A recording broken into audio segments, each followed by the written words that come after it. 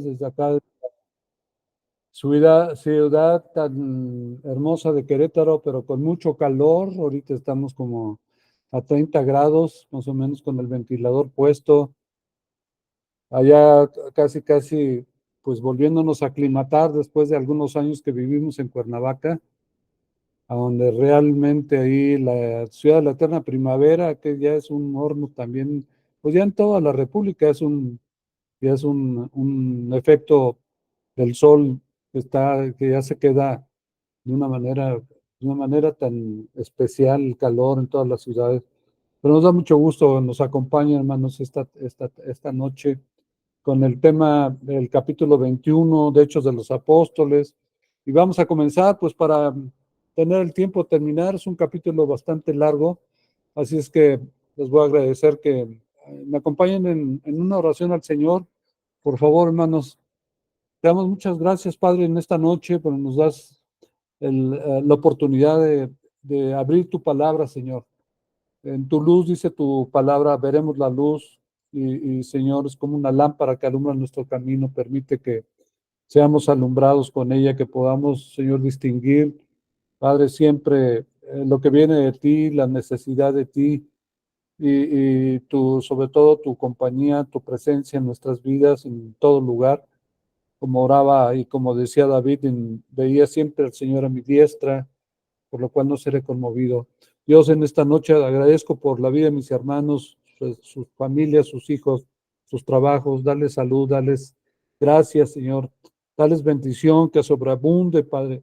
Que el gozo y la alegría, Señor, de conocerte, de tenerte como nuestro Padre, sabiendo estar seguros en tus manos, saber que no nos falta nada contigo, Padre, que estás siempre listo para escuchar nuestras oraciones.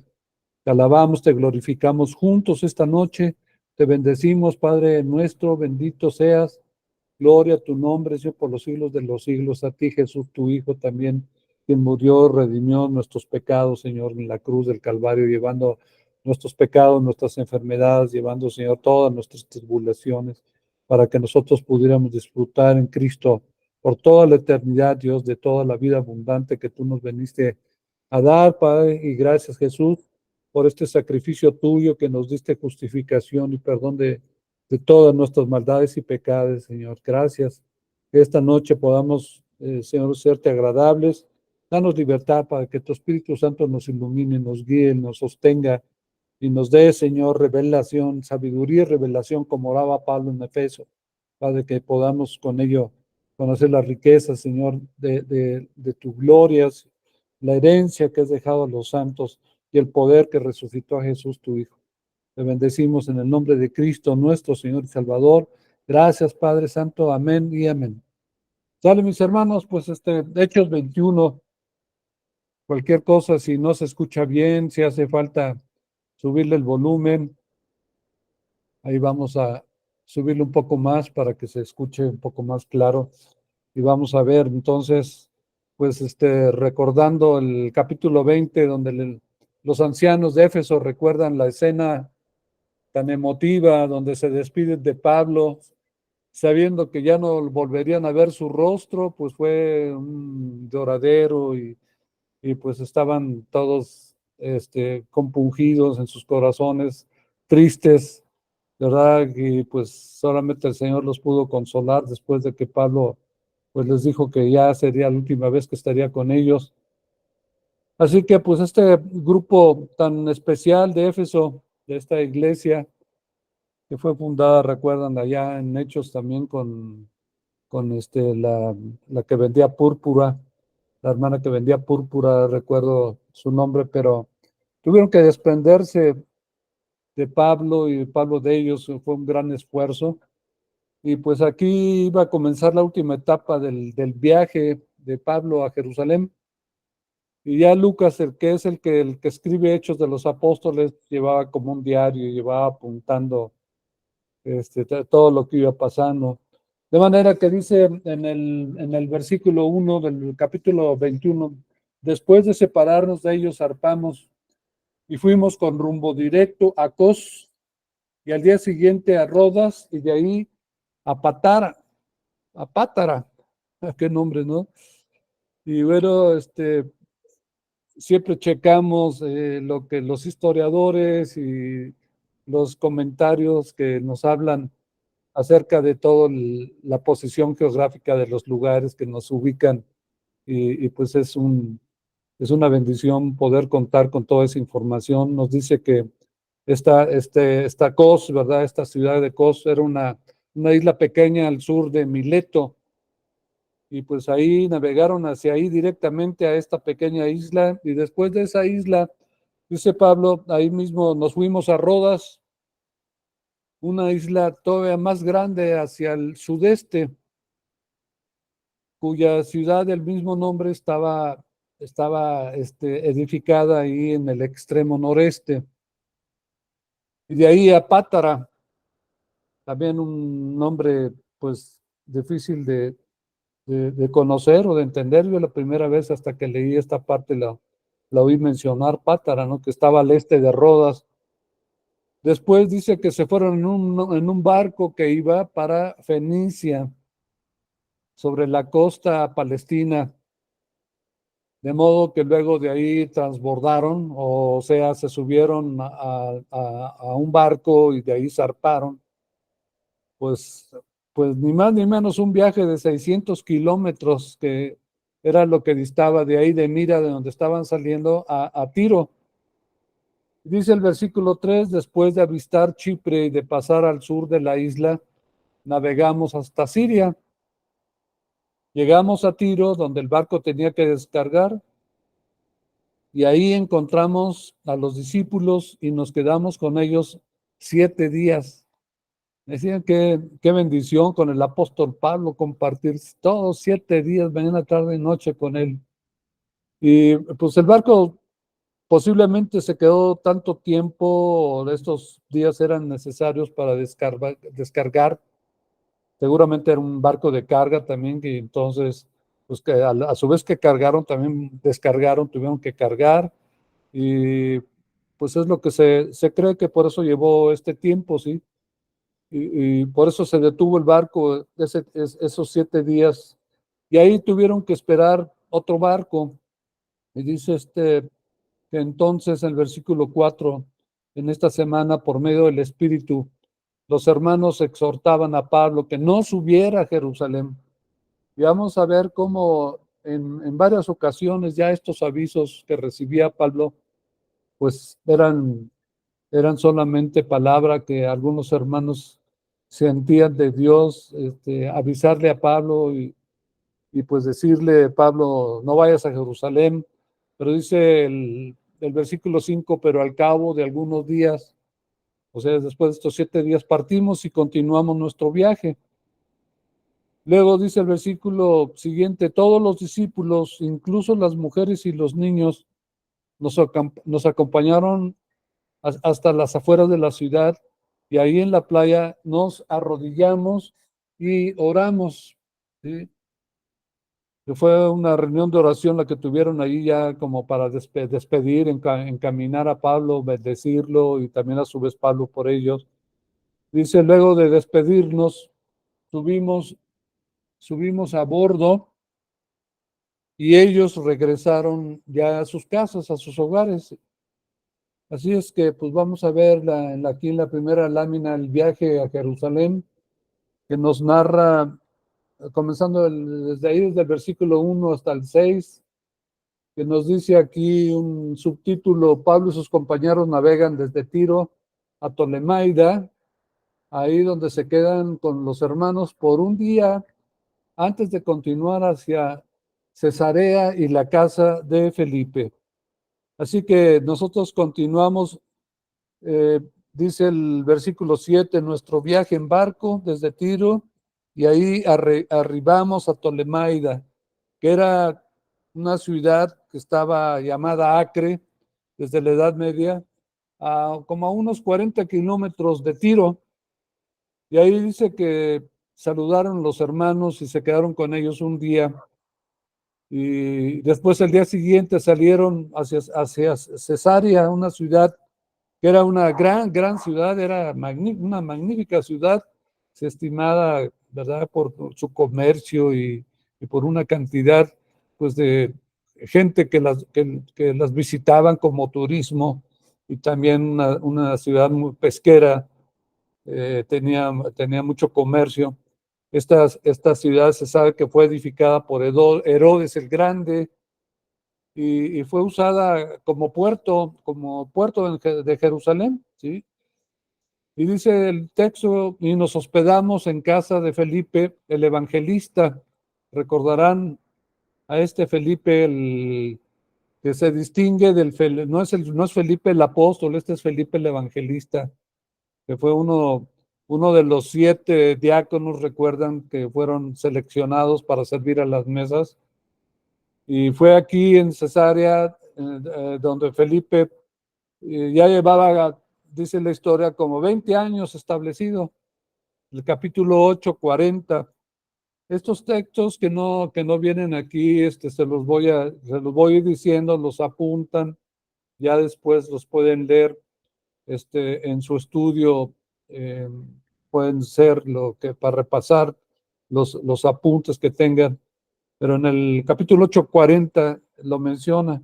Así es que dice que desde entonces la familia de Felipe, fíjese, había crecido, tenía 4 hijas solteras que profetizaban, 4 profetas, imaginen en su casa. Podrían decir, no, pobre papá, ¿no? Con 4 hijas y luego profetas, como se lo han de haber traído. Cuando no profetizaba una, profetizaba la otra, o si no, cualquiera de las 4, pero a su vez qué bendición, ¿no? Tener una palabra tan viva, tan fresca, día a día, tan cerca, que venía del Señor a través de ellos.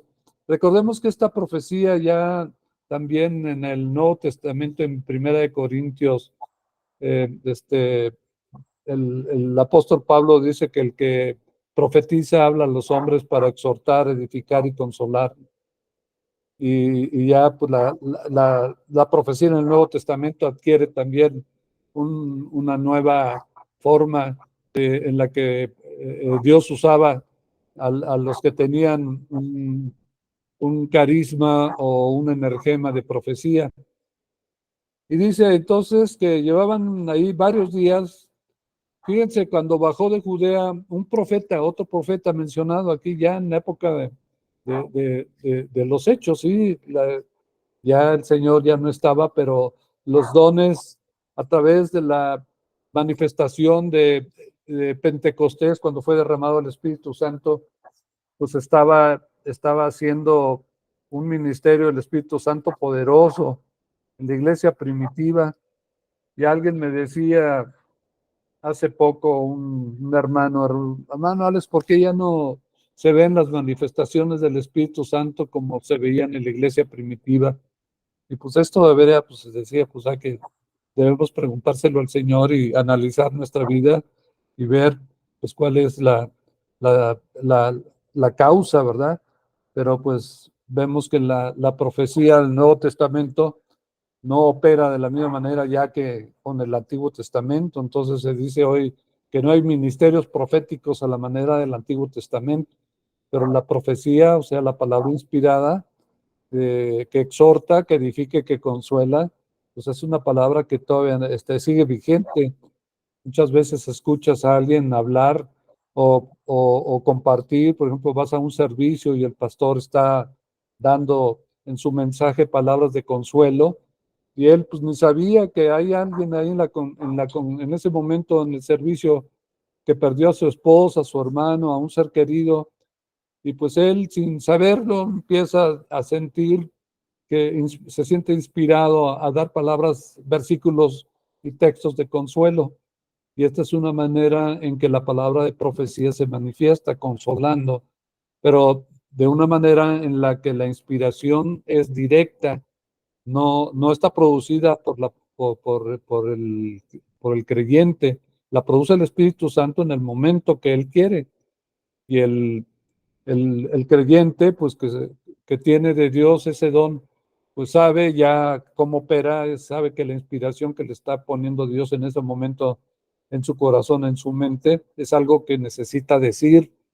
Y tú puedes decir una palabra que Dios te la inspira y la das del corazón, Pues si hay un ministerio pues de este tipo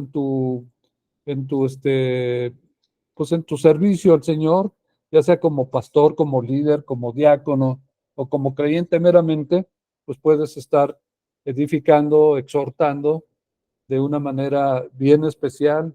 Pablo dice que él quisiera que toda la iglesia profetizara, ¿sí? De esta manera, ¿sí? Dice al final, yo quisiera que todo se hiciera pues decentemente y con orden, ¿sí? Tiene que haber un orden y tiene que ser coachado y se tienen que saber las reglas de cómo operan los dones del Espíritu en un momento dado para que esto no cause división y tropiezos. Pero bueno, entonces llega Agabo, que es el que aparece en el capítulo 11, 28. Ahí se menciona también este profeta.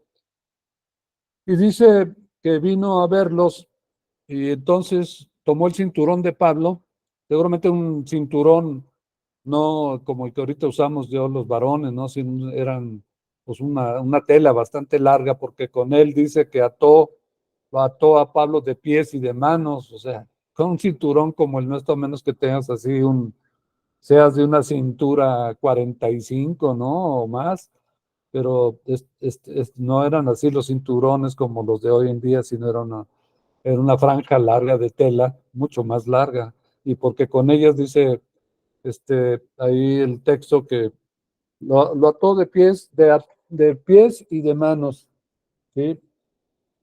Y ahí en el versículo 11, así es que no es un cinto corto de cuero, ¿verdad? Como si hubiera pensado, sino más bien un trozo largo de tela que se usaba como cinto. Entonces Agabo le dijo, así dice el Espíritu Santo.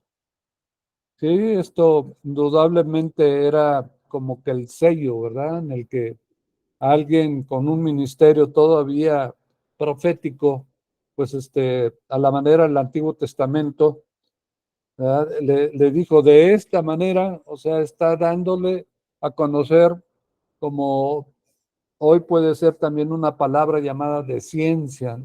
La palabra de ciencia mencionada también en 1 Corintios 12, donde dice que las manifestaciones del Espíritu Santo, hay palabras de ciencia, de sabiduría, etcétera.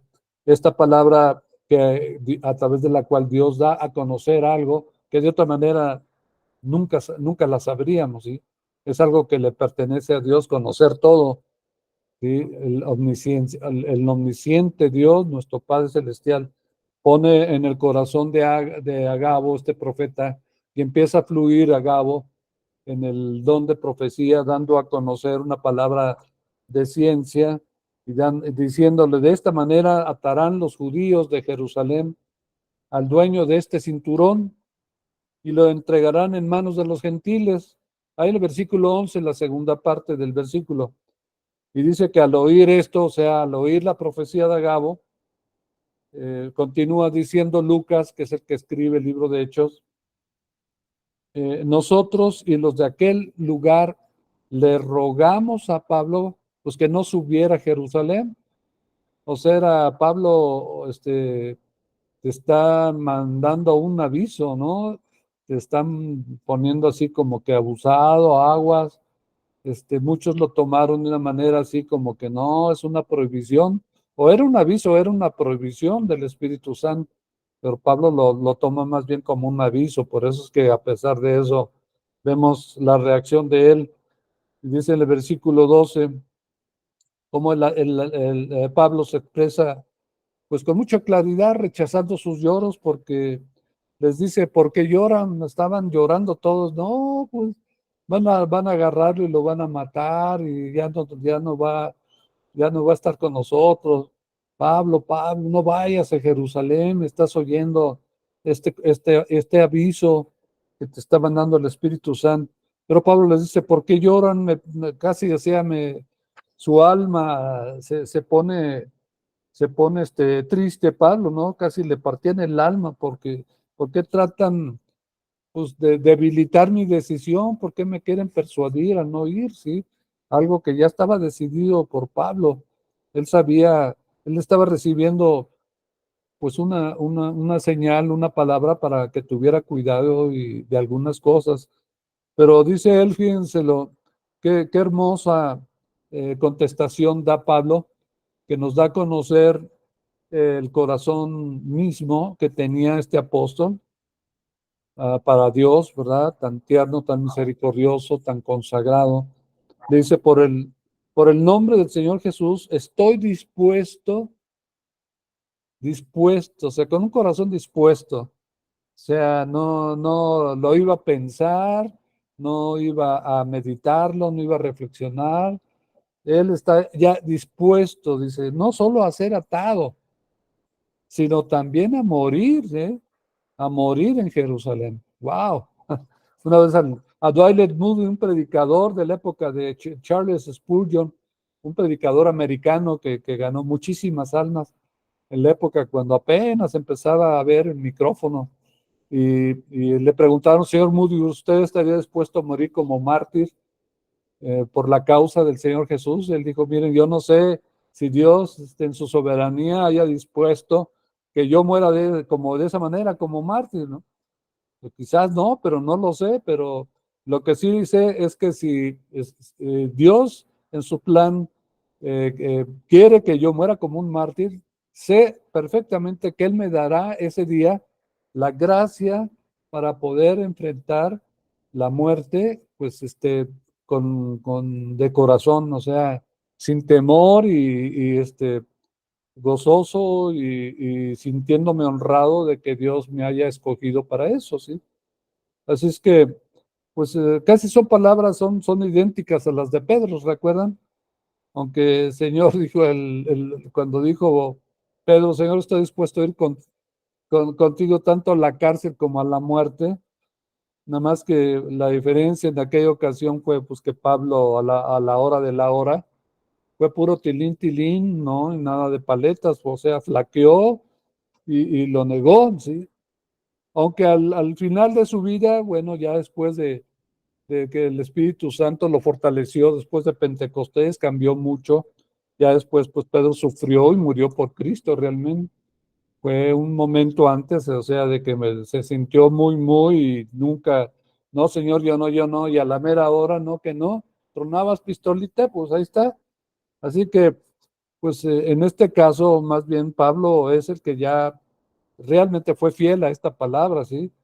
Y como no se dice, como dice el texto ahí, que como no se dejaba convencer, versículo 14, desistimos exclamando, pues que se haga la voluntad del Señor. Pues sí, de plano, ¿sí? Entonces, que se haga la voluntad del Señor, o sea, por voluntad de Dios es todo, no cae a tierra un pajarito, ¿verdad? Sin la voluntad de Dios. O sea, todo está, hermanos, en la soberanía poderosa, el todopoderoso de nuestro Padre Celestial. Él nunca va a permitir absolutamente nada que no colabore para tu bien, que no obedezca al plan maravilloso de amor, de misericordia que tiene para cada uno de nosotros. Entonces dice, después de esto, acabamos los preparativos, que era posiblemente, pues se tenían que poner a preparar su equipaje, los caballos posiblemente en los que iban a hacer el viaje entonces para ir a Jerusalén, ¿no? Y dice el versículo 15, entonces sí, subimos a Jerusalén. Así que como la distancia entre Cesarea y Jerusalén era como de 100 kilómetros, imagínense, pues era un viaje que iba a llevar varios días. O sea, para los que han montado a caballo un buen rato y después de 2, 3 horas, si no estás muy acostumbrado a montar en caballo, ya sabes cómo se siente el dolor, que se siente el todo, quedas todo dolorido. Imagínense después de viajar 100 kilómetros en caballo, claro, iban subiendo, bajando, descansando, caminando un poco, pero pues después de todo, 100 kilómetros, pues ahorita, pues qué son en un coche, en una hora llega, ¿sí? Así que dice que algunos de los discípulos de Cesarea nos acompañaron y nos llevaron a la casa de Nazón, que estaba en Jerusalén, ¿sí? Donde íbamos a alojarnos. Dice que este Nasón era de Chipre y uno de los primeros discípulos, ahí en el versículo 16. Probablemente este Nasón fue un miembro fundador de la iglesia de Jerusalén. Sí, este es más o menos por el mismo tiempo, y así se menciona. Así es que dice, cuando llegamos a Jerusalén, los creyentes nos recibieron calurosamente. Fue un gozo recibir a Pablo, y entonces aquí vemos la siguiente diapositiva el consejo sobre los gentiles, el consejo a Pablo que le obtiene también de los gentiles, que lo dice en el subtítulo, los hermanos aconsejan a Pablo sobre cómo actuar en Jerusalén para evitar problemas con los judíos creyentes, mostrando respeto a la ley, y no por ser un apóstol, los hermanos aquí en este caso, pues dejaron de aconsejarlo, así como dijeras, aconsejar a Pablo, wow, ¿no? O sea, como pues, qué valor, ¿no? De cristiano, de decirle a un apóstol del tamaño de Pablo, darle consejos de qué debes y qué no debes de hacer. Pues ahí vemos que esto pasó. Así que por fin, después de muchas semanas de viajes, de suspenso y de estas advertencias que estaba recibiendo Pablo de varios lugares, Pablo llega finalmente al destino. Así es que, bueno, la pregunta que suele hacerse en este caso dice, pero tenía razón de hacer a un lado a sus amigos que le imploraban abandonar su plan. O sea, mientras que los amigos le estaban diciendo no vayas porque ya te dieron palabra, Pablo, por el Espíritu Santo que te van a atar de pies a cabeza, y pues no profetizaron que iba a morir, pero pues, como estaba de ardua la persecución tan peligrosamente que los cristianos estaban siendo perseguidos a muerte, entonces eh, hacer un lado estos mensajes del Espíritu Santo por medio de profetas, estaba bien que Pablo lo hiciera, o hemos de culpar a Pablo por obstinado. Podemos decir, no, pues Pablo que era un apóstol, pero era un hombre muy obstinado. O al revés, ¿verdad? Mirarlo por su decisión tan profunda, tan a fondo, hasta la muerte, una decisión, decir, estoy decidido a dar mi vida por el Señor. Entonces, ¿cuál de las dos cosas piensan ustedes que en este caso sería la respuesta? A ver si después lo comentamos un poco más para ver qué es lo que pensaron. Así que a primera vista las sugerencias del Espíritu parecen haber estado en conflicto entre sí. Porque en Mileto, fíjense, Pablo les dice a los ancianos de Éfeso que iba camino a Jerusalén, y entonces dice que obligado por el Espíritu y a pesar de las presiones y sufrimientos, ¿verdad? Que el Espíritu le estaba advirtiendo que iba a tener, pues, o sea, no lo pudieron disuadir de esto. En Tiro, otro ejemplo, sin embargo, ahí lo exhortaron a Pablo a que no fuera a Jerusalén. Esto está en el capítulo 21, versículo 4. Y mientras que en Cesarea, Agabo, lo que acabamos de leer en unos momentos, comienza con su profecía, con la fórmula, el sello, ¿verdad? De, de, de los profetas, así dice el Espíritu Santo. Ahí lo acabamos de leer en el versículo 11. Pero vean cómo Pablo parece que hace oídos sordos, ¿sí? A todos estos mensajes, rehusando ser convencidos. En versículo 14 lo leímos. Pues él continuó su viaje, ¿no? Así es que, ¿cómo podríamos resolver esta circunstancia que estamos comentando, este problema, ¿no? No podemos, no será concluyendo que el Espíritu Santo pues se contradecía a sí mismo, ¿no? No es una contradicción que encontremos en el Espíritu Santo, diciéndole a Pablo, pues No, Pablo, ¿sabes qué? Pues ok, sigue adelante, o sea, y dice en el capítulo 20, ¿no?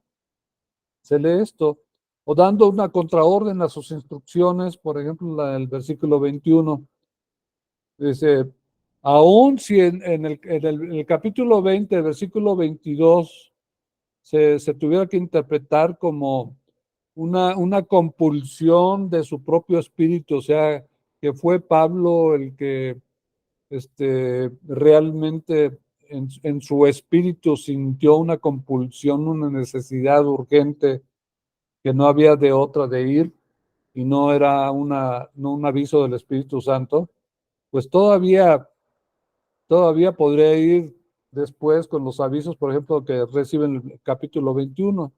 O sea, si los avisos anteriores no fueron realmente de Dios, pues aquí los vemos en el capítulo 21 que sí fueron de Dios, sí. O sea, la mejor solución que hay en esto es que fíjense hermano, tenemos que diferenciar entre una predicción y una prohibición, ¿sí? Por cierto que Agabo, ¿verdad? Lo que hizo únicamente fue una predicción, predijo que Pablo sería atado y entregado a los gentiles, pero no fue una prohibición, así que les hubiera prohibido, como en otras ocasiones pasó, que el Espíritu Santo les prohíbe ir a un lugar y no van, pero aquí nada más le están prediciendo, no le está prohibiendo el Espíritu Santo. Entonces es como cuando a Abraham le dicen, mata a tu hijo, ¿no? En el monte Oreb, que iba a sacrificar a su hijo, y a la hora que ya lo iba a sacrificar, entonces ya le dice el ángel, detente, ya Dios ya probó tu fe y tu corazón, ya sabe que tú eres fiel hasta ese punto, ¿sí? Pero aquí hay que distinguir entonces entre cuando es una predicción o es una prohibición. Así que los ruegos que le hacen a Pablo después de todo esto, pues no hay que atribuírselos al Espíritu Santo, ¿no? Pudieron haber sido que todos estos hermanos que lloraron y le decían no vayas, no vayas, lo que querían convencer a que no fuera, pues estaban equivocados ellos, ¿sí? ¿Sí? Con esta forma de interpretar la predicción de Agabo y de otras que escucharon que le habían dado a Pablo. Así que si Pablo hubiera hecho caso de estos ruegos de sus amigos, la profecía de Agabo no se hubiera cumplido. ¿Sí me entiende? Sí es un consejo que recibe, pero pues es una es una mala interpretación en un momento dado, que por eso Pablo dice que en la iglesia cuando alguien da palabra, pues como inspirada de Dios, pues los que son maduros en la fe pueden juzgar si fue una palabra verdaderamente de Dios o fue solamente pues un buen sentimiento del hermano que quiso dar una palabra por sí mismo de su corazón, ¿sí? Pero pues muchos en un momento tienen un atrevimiento de decir, pues no muy sabio de decir, así dice Dios, y empiezan a dar una palabra y bueno, ¿qué pasa si no es una palabra verdaderamente que Dios dio, ¿no? Pues hablar en el nombre de Dios en vano, pues no creo que le sea muy agradable al Señor hacer esto. Pero bueno, quizás aquí la expresión que Lucas hace de una forma condensada, decir que la advertencia era divina, mientras que la exhortación era humana, ¿sí? Pero pues bueno, después de toda esta palabra combinada, era una orden ya finalmente de ir junto con una advertencia de las consecuencias que iba a tener por hacer por obedecer, ¿sí? Por ir pues a Jerusalén. Ahí todo esto en el versículos 22 y 23 lo vemos. Pero vemos que lo que anima a Pablo durante su viaje fue el compañerismo cristiano que él y sus acompañantes recibieron en cada puerto. Esto es hermosísimo, ¿eh? Esto es algo que también, pues a la luz del compañerismo, dice que cuán hermoso es estar los hermanos juntos en armonía, ¿no? Y dice el Salmo, y es como el aceite que corre desde la barba de Aarón hasta los pies. Es una manifestación tan única, tan especial, cuando estás con los hermanos en armonía, ya sea compartiendo, pues teniendo meramente compañerismo, platicando, las esposas de los niños de su hogar, los esposos de los asuntos varios, pero finalmente estás con hermanos, es precioso. Y vean lo que pasa aquí, por ejemplo, en Tiro, dice que encontraron discípulos y se quedaron con ellos. ¿Cuántos días? ¿Recuerdan? 7 días, ¿verdad? Luego en Tolemaida, en el versículo 7, dice que saludaron a sus hermanos y hermanas y pararon con ellos por un día. Ahí también fue un tiempo muy, muy precioso el que tuvieron. Luego perdón, fueron hospedados, dice que en la casa ni más ni menos de Felipe el Evangelista. Imagínense el diácono lleno del Espíritu Santo y de sabiduría, con 3 hijas profetas. Uf, vaya, eh, pues tiempo que pasó Pablo ahí, ¿no? Tan especial. Dice que pasó ahí varios días, dicen los versículos 8 y 10. Luego dice que los discípulos de Cesarea acompañaron entonces personalmente a Pablo y a su grupo a Jerusalén, a donde pararían con Naasón, el chipriota, convertido, como dicen los historiadores, ya en los primeros años de la iglesia de Jerusalén, en el versículo 16. Así es que dice, al llegar a Jerusalén, los hermanos y hermanas los recibieron calurosamente. Versículo 17. Ok, entonces vemos ahora el arresto de Pablo, su autodefensa. Cuando Pablo llega a Jerusalén, cambia todo, ¿verdad? Todo lo hermoso, todo el gozo, las bendiciones, pues cambia todo el panorama, lo arrestan, lo encadenan, lo llevan a juicio y pues él vemos que se encuentra a la defensiva. Y bueno, a continuación de sus 3 viajes misioneros, aquí Lucas describe los 5 juicios que Pablo debió de afrontar. Los podemos recordar. El primero fue ahí en el capítulo 22, versículo 1, ante una muchedumbre de judíos en la esquina noroeste del templo. Fue la primera persecución o juicio más bien. El segundo juicio fue ante el Consejo Supremo de Jerusalén en el capítulo 23, versículo 1. El tercero y cuarto juicio fue en Cesarea, ante Félix y Festo, que se sucedieron como procuradores de Judea, capítulo 24:1 y capítulo 25:1. Y el último, que fue ante el rey Herodes Agripa II, segundo, en el capítulo 26:1.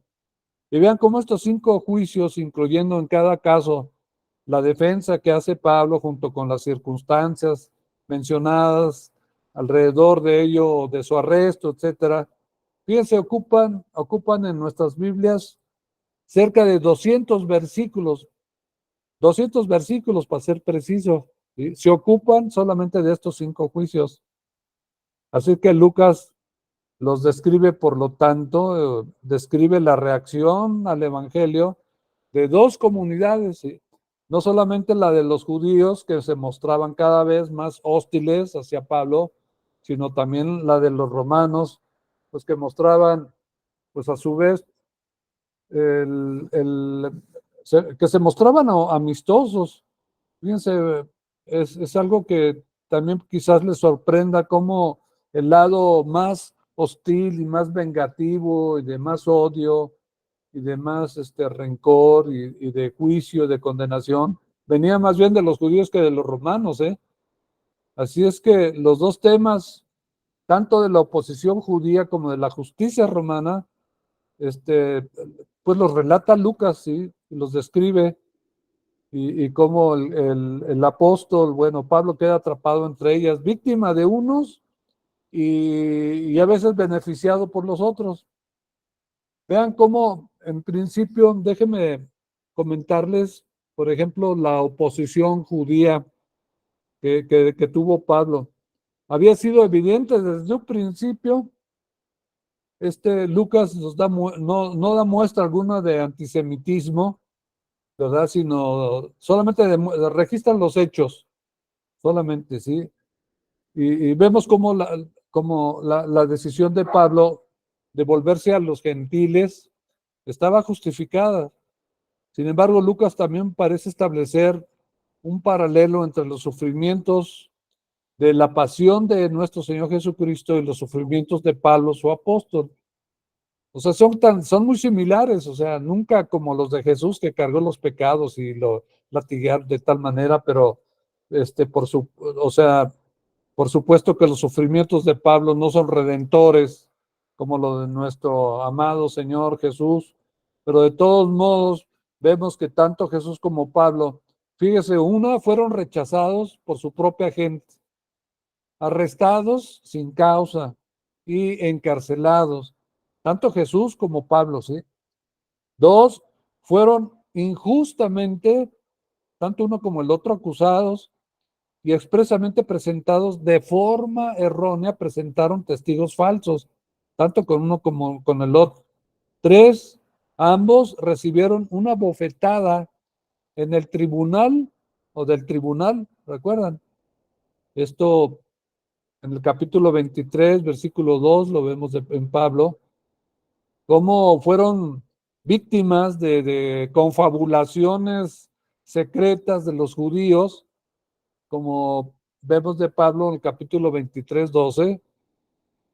En quinto lugar, cómo tuvieron que escuchar tanto Jesús como Pablo, o sucedió esta manifestación de una gritería aterradora, frenética, de la muchedumbre que gritaban que lo maten, que lo maten, que lo maten. O sea, imagínense, tanto fue con Jesús como con Pablo.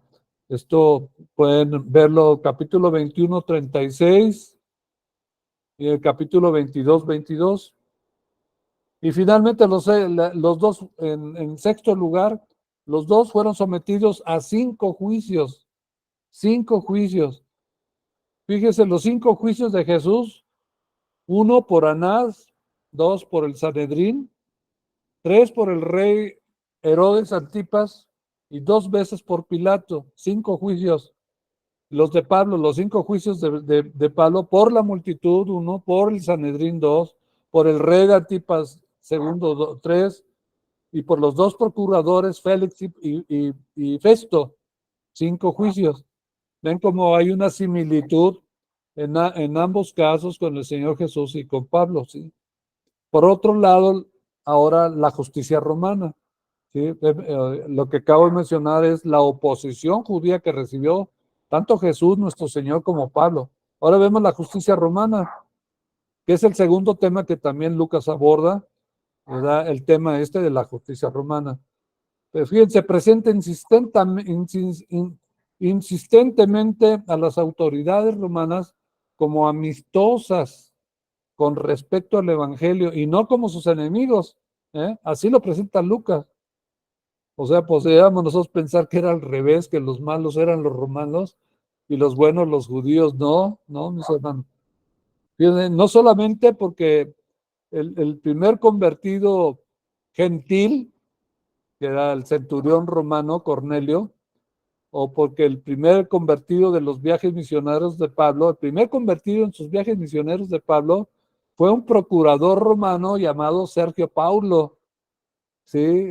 Que era de Chipre. Esto lo pueden ver en el capítulo 13, versículo 12.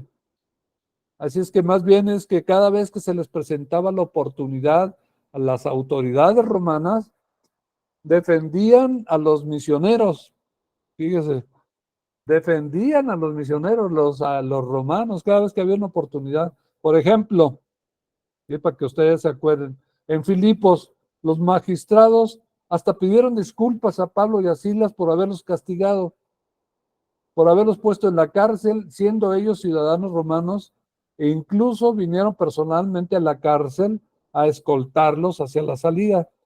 Esto lo pueden ver en el capítulo 16, 35. Otro ejemplo en Corinto, Galión, procónsul de Acaya, dice que ni siquiera quiso escuchar a los judíos contra Pablo y cerró el caso. Capítulo 18, versículo 12. En Éfeso, el secretario del consejo declaró inocentes a los líderes cristianos, amonestó a la multitud además por provocar un desorden público y mandó que se retiraran. Capítulo 19, 35. Y ahora en Jerusalén y en Cesarea, Claudio Islas, el comandante de la ciudad, tomó a Pablo bajo su protección. ¿Se fija? Dice que 2 veces lo protegió de que lo lincharan, poniéndolo bajo su custodia, ¿sí? Capítulo ahí en el capítulo 21 que leímos, versículo 33, y luego otra vez en el capítulo 22, 24. Dice que lo eximió rápidamente de ser interrogado bajo tortura al descubrir que era ciudadano romano, el capítulo 22, 25, y lo protegió del complot que habían fraguado los judíos para asesinarlo, fíjese, transfiriéndolo a la jurisdicción, ¿no?, del procurador de Cesarea, el capítulo 23, versículo 23. Así que esta protección de la justicia romana otorgaba a Pablo, pues aún es aún más evidente los juicios que le siguieron. Aunque había sido acusado por los judíos, fue juzgado y exonerado por los romanos. Lo mismo ocurrió en el caso de Jesús, ¿recuerdan? Lo que se esfuerza por demostrar es que aunque los judíos presentaban acusaciones contra Jesús y contra su apóstol Pablo, los romanos no encontraban falta alguna en ellos. Por ejemplo, en el caso de Jesús, Lucas registra la triple afirmación de Pilato, que en su opinión Jesús era inocente. Al sumo sacerdote y a la multitud les dice Pilato: no encuentro que este hombre sea culpable de nada. A la gente, y después de que Jesús había sido juzgado por Herodes, ¿qué fue lo que Pilato le dijo a la gente? Lo he interrogado delante de ustedes sin encontrar que sea culpable de lo que ustedes lo acusan. Y es claro que tampoco Herodes lo hizo cuando la multitud empezó a gritar: crucifícalo, crucifícalo. Pilato les habló por tercera vez y les dijo: pero ¿qué crimen ha cometido este hombre? No encuentro que él sea culpable de nada que merezca la muerte, la pena de muerte. Y el paralelo con el caso de Pablo también es notable. Lucas dice que la justicia romana no fuera perfecta, ¿verdad? No era perfecta, puesto que ya en el capítulo 24, 26 dice que Félix, ¿verdad?, aceptó un soborno, fue sobornado, y a la vez afirma que Pablo no había quebrantado la ley. Pero no solo Pablo había declarado su propia inocencia, cuando en versículo 8 Pablo dijo: no he cometido ninguna falta ni contra la ley de los judíos, ni contra el templo, ni contra el emperador, sino que los jueces le daban la razón, fíjese. Y aquí Claudio Lisias en su carta a Félix afirman, el capítulo 23, 29, que no había contra él cargo alguno que mereciera la muerte o la cárcel. Así el Claudio Lisias se lo está mandando a Félix, al emperador. Sí, el procurador Festo le dice al rey Agripa en el capítulo 25, 25, he llegado a la conclusión, oh rey Agripa, de que él no ha hecho nada que merezca la muerte. ¿Ve? Y el rey Agripa, al terminar la serie de juicios, resumió todo en estas palabras. Esto está en el capítulo 26, del 31 al 32. Así dijo el rey Agripa: este hombre no ha hecho nada que merezca la muerte ni la cárcel. Se podría poner en libertad a este hombre si no hubiese apelado al emperador. Ahí está, o sea, ¿cuántos ejemplos hay entonces de uno de la oposición judía y de la justicia romana? ¿Sí? Vemos 3 veces en el caso de Jesús y 3 veces en el caso de Pablo, los acusados fueron declarados inocentes en un tribunal oficial. ¿Sí? Muy bien, entonces vemos cómo ahí en el versículo del 18 al 26 dice que al día siguiente Pablo se fue con nosotros. Esto es los que venían desde Corinto acompañando a Pablo, incluido Lucas. Lucas iba también acompañando ahí a Pablo. Y iban a ver a Jacobo, que Jacobo pues era un líder, el líder de la iglesia de Jerusalén en ese momento y de la comunidad judio-cristiana muy amplia, era bastante grande, y especialmente ahora que los apóstoles Pedro y Juan habían partido a otras regiones que no estaban, pues estaba en su lugar, estaba Jacobo. Entonces Pablo iba a ver a Jacobo a Jerusalén. Y dice el versículo 18, todos los ancianos estaban presentes, puesto que los judíos cristianos sumaban ahora muchos miles, dice el versículo 20, se fija, ahí sin duda se necesitaba, desde luego, muchos líderes o ancianos o pastores, pues para llenar las necesidades de tantos convertidos que tenían. Y Pablo los saluda en el versículo 19. Así es que, tomando primero a Jacobo, cuando Pablo dice que les relató detalladamente lo que Dios había hecho entre los gentiles por medio de su ministerio, en el versículo 19, dice que alabaron a Dios, se fijan, en el versículo 20, y pues esta es una evidencia, hermanos, de la gracia de Dios, pues hacia los gentiles, o sea, alabando judíos, cristianos por la conversión que habían escuchado, que habían tenido ya los gentiles, cuando se suponía en el mundo judío que los gentiles jamás los iban a ser rescatados o redimidos o salvados por Dios. Cuando escuchan las buenas nuevas de que ya Dios pues abre la puerta a los gentiles, dice que alababan a Dios. Así pues era una gracia que en sus corazones pues no había esa dureza, usualmente, ¿no? Resentimiento hacia los gentiles o venganza, un sentimiento de venganza o algo por el estilo. Así es que Jacobo y los ancianos le dicen a Pablo, ya ves, hermano, cuántos miles de judíos, ahí en el versículo 20, cuántos miles de judíos han creído y todos ellos son celosos partidarios de la ley. Dice ahí que después en el 21, han oído decir, en realidad equivocadamente, ¿no? Desde luego, han oído decir que tú enseñas, no era así, pero era una murmuración que se traían los judíos, otra vez ellos, ¿verdad? Están murmurando, están diciendo que tú enseñas que se aparten de Moisés, de todos los judíos que viven entre los gentiles. Así que, pues, es bueno que les recomiendes que no circunciden que les recomiendas que no circunciden a sus hijos, ni vivan según nuestras costumbres.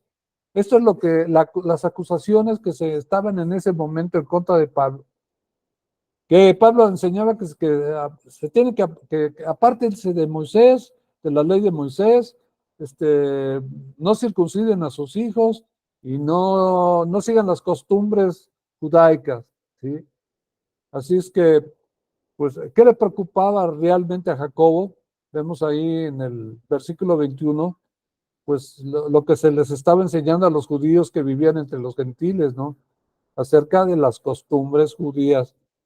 Pues él le preocupaba a Jacobo, pues que está enfrente ahí en Jerusalén de la congregación de miles de judíos y todos estos rumores, pues claro que había una preocupación, una necesidad de una solución apostólica, ¿verdad? Así es que en una palabra debían, debían los judíos creyentes continuar observando las prácticas eh, judaicas, ¿sí o no? ¿No? Así es que este rumor, pues, era por un lado que Pablo les enseñaba que no debían de seguirla. Por lo tanto, pues se pregunta a Jacobo, oye Pablo, pues, ¿qué vamos a hacer? ¿Sí? le pregunta Jacobo a Pablo, porque los cristianos judíos celosos de la ley, sin duda, dice el versículo 22, se van a enterar de que ya llegaste, Pablo. Por eso será mejor que sigas nuestro consejo.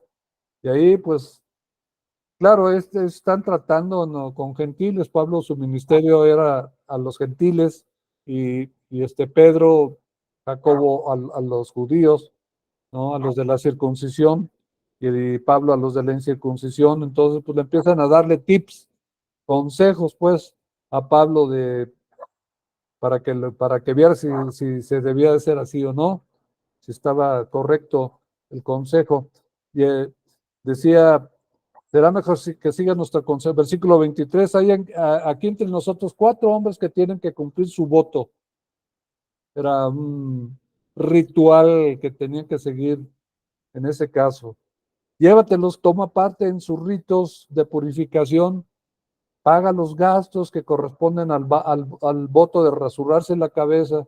Así todos sabrán que no son ciertos estos informes acerca de ti, sino que tú también vives en obediencia a la ley, versículo 24, y que andas ordenadamente guardando la ley.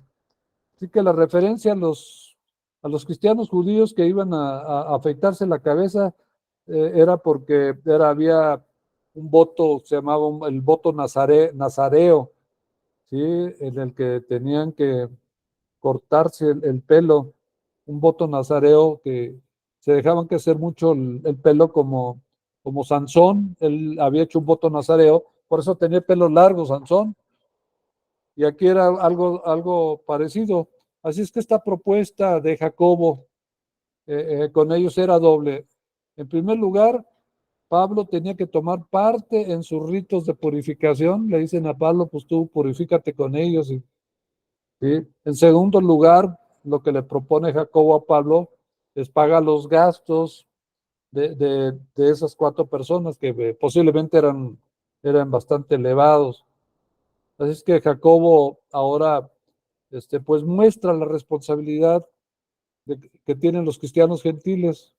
Y dice ahí en el versículo 25, en cuanto a los creyentes gentiles, o sea, que no son judíos, ya les hemos comunicado por el concilio de Jerusalén. Recuerdan anteriormente que se juntan todos los apóstoles para determinar qué es lo que se les debe ordenar a los gentiles, porque eran hostigados y perseguidos y los querían a fuerza los judíos hacer que cumplieran todos los ritos judaicos, etcétera.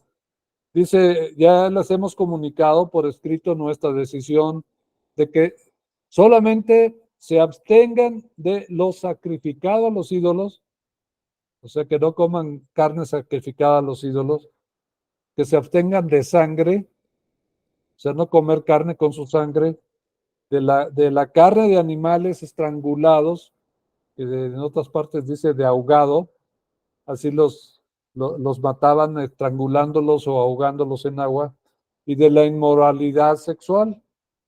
Esto lo ven en el capítulo 15, versículos 20 y 29, ahí de hecho, sí. Así que pues Pablo está de acuerdo con la propuesta de Jacobo y comienza a cumplir con ella lo antes posible. Dice el versículo 26, al día siguiente Pablo se llevó a los hombres, se purificó con ellos, luego entró en el templo para dar aviso de la fecha en que vencería el plazo, perdón, de la purificación, y se haría la ofrenda por cada uno de ellos. Así que pues la cuestión que subsistía era algo cultural, ceremonial, de tradición.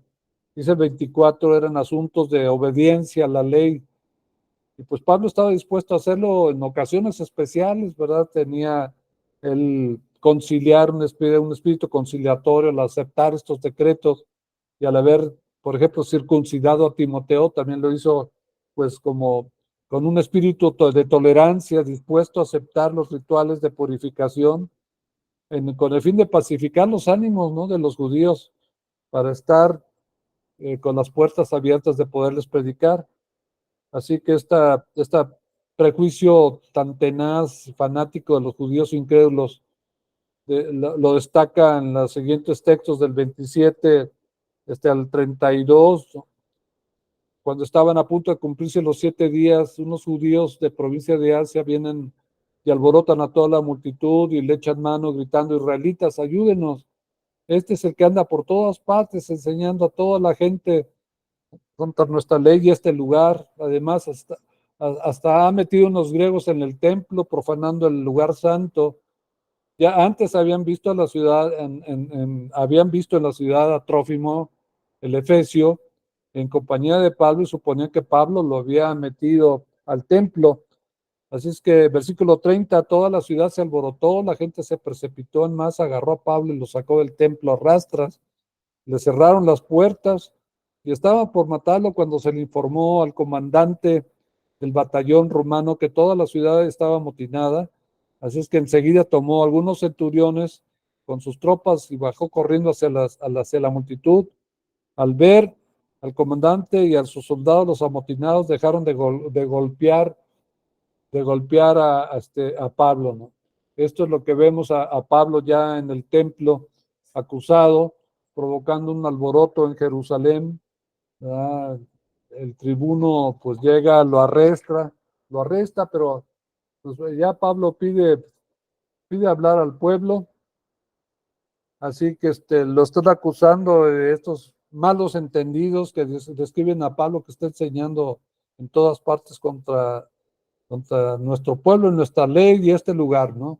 Ahí en el versículo 28. Y pues esta segunda acusación que había introducido griegos en el templo. Y no era una mentira deliberada, agrega Lucas, sino más bien una suposición. Habían visto a Trófimo, el Efeso, ¿verdad? Que andaba Trófimo era un gentil, junto con Pablo, lo ven en la ciudad, llegaron a esa conclusión de que pues Pablo lo había metido al patio interior del templo, que era algo prohibidísimo, ¿no? No podía ningún gentil entrar a ese lugar. Solo se les permitía ingresar al patio exterior, pero no al patio interior, al patio de los gentiles, es a donde podían entrar. Así es que ningún extranjero podía traspasar, era una barda que había como de 14 metros de altura, y ahí había en latín y en griego un texto que decía: ningún extranjero puede traspasar la barricada que rodea el templo y su interior, cualquiera que sea descubierto haciéndolo será responsable de su propia muerte. Fíjense nada más. Así es que ahí en el versículo 23 y 26 vemos cómo Claudio Islas se apresura rápidamente con centuriones y soldados para que querían apalear y matar a Pablo. Y aquí entonces vemos como la confusión que hay sobre Pablo, de lo que hacía, provoca un incidente en la fortaleza. A pesar del tumulto, Pablo entonces quiere hablar con el tribuno, ¿sí? Con el que era Claudio Lisias. El versículo 33 dice: el comandante se abrió paso, lo arresta y ordenó que lo sujetaran con 2 sábanas, con 2 cadenas. Luego preguntó quién era y qué había hecho, y entre la multitud, que uno gritaba una cosa distinta. Como el comandante no pudo averiguar la verdad a causa del alboroto, mandó que condujeran a Pablo al cuartel. Y cuando Pablo llega a las gradas, los soldados tuvieron que llevarlo en vilo debido a la violencia de la turba. El pueblo en masa gritaba: que lo maten, que lo maten. O sea, si no lo protege Claudio Lisias, los tribunos, el tribuno y los soldados lo hubieran despedazado a palos, ¿sí? Tenían la intención de matarlo. Así que vemos aquí también la intervención del pueblo, la reacción de la multitud que clama contra Pablo mientras es llevado a la fortaleza. Mátelo, mátelo. Pablo solicita hablar al tribuno en griego, revelando su origen judío. Versículo 37 dice: cuando los soldados estaban a punto de meterlo en el cuartel, Pablo le preguntó al comandante: ¿me permite decir algo? Y él le contesta: ¿hablas griego? Replicó el comandante. ¿No eres el egipcio que hace algún tiempo provocó una rebelión y llevó al desierto a 4,000 guerrilleros? No, dijo Pablo, no, soy judío natural de Tarso, una ciudad muy importante de Cilicia, le responde Pablo. Por favor, permíteme hablarle al pueblo. Y con el permiso del comandante, Pablo se pone de pie en las gradas y hace una señal con la mano a la multitud cuando todos guardan silencio y les dice, les empieza a hablar en arameo y ahí está en el versículo 40, ¿no? Cuando se dirige en el templo revelando que él es de Tarso y solicita hablar en su defensa y empieza a hablar en hebreo. Entonces todos al oír que está hablando en hebreo, pues empiezan como que a calmar.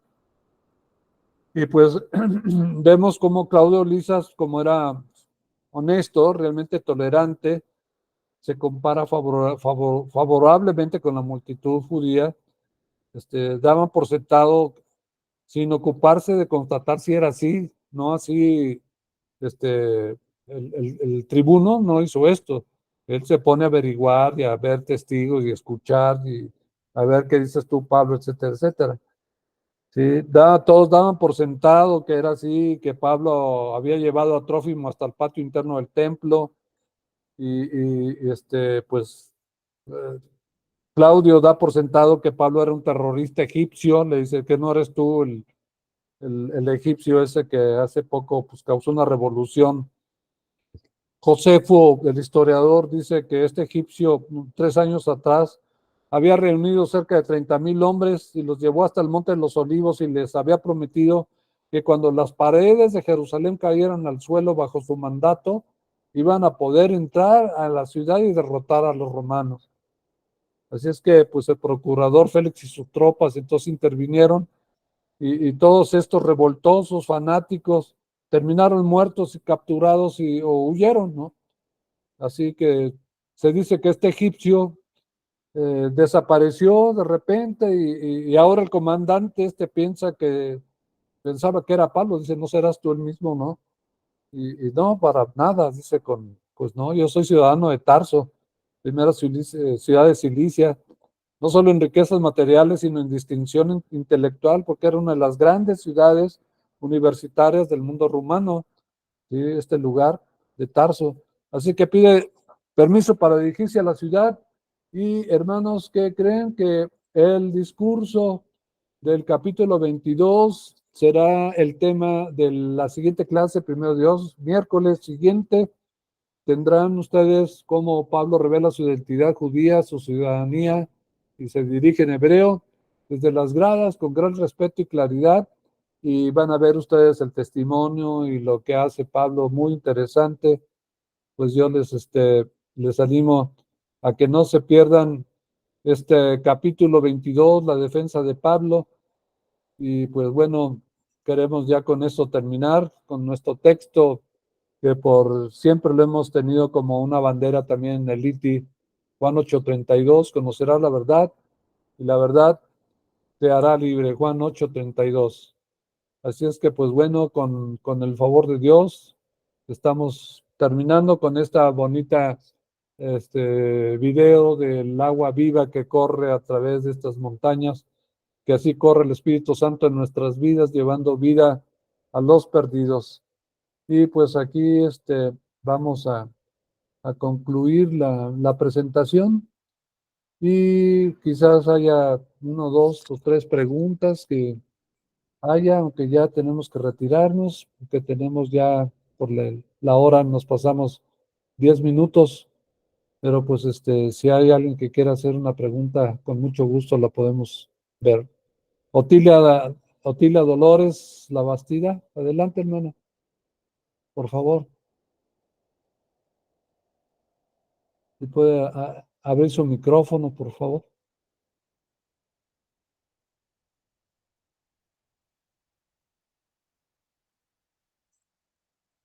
No se escucha. Bueno, bueno. Bueno, bueno. Sí, sí se escucha. Sí, mi hermana Otilia, adelante. O Norberto, también tenías una Hay pregunta. que encender su micrófono. Nada más, pastor, que bueno, este recorrido tan apasionante que nos hizo, pues de veras que nos dejó con ganas de seguir escuchando, porque toda esta travesía de Pablo es increíble, Increíble, sí. la forma en que actuó el Espíritu Santo a través de él y la forma que lo guió nuestro Padre amado. Pero muchas gracias por la clase, pastor. Gracias a Dios, hermanos. Pues con eso solamente oramos para despedirnos y darles las gracias a todos ustedes por acompañarnos. Que la gracia y la paz del Señor, que sobrepasa el entendimiento, guarde sus corazones y sus mentes en Cristo Jesús. Padre, muchas gracias.